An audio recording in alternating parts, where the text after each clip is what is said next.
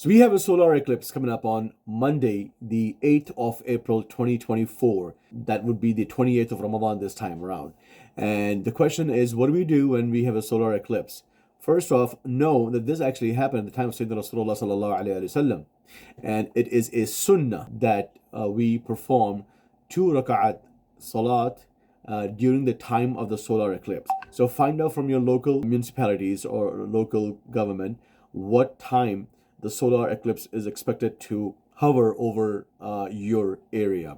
You would begin the worship at the starting of the eclipse through the full solar eclipse, and then continue to invoke Allah subhanahu wa ta'ala, supplicate to Allah subhanahu wa ta'ala until the eclipse is completed. What you would do is, according to the Hanafi fiqh, you would pray 2 raka'ah of salat and then make dua after that.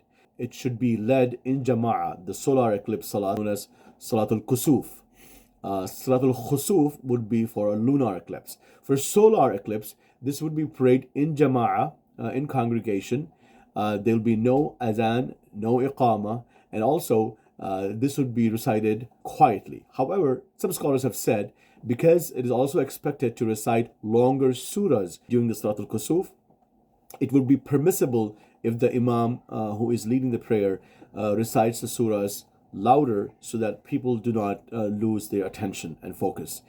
Understand that the solar eclipse happens after many years. So this is a great opportunity to fulfill this beautiful sunnah of Sayyidina Rasulullah sallallahu alayhi wasallam. It is supposed to be led by an imam who usually leads the Jum'ah prayers or the Eidain prayers. If you do not have an imam who leads the Jum'ah prayer or the Eidain prayer, then you would pray this salat individually.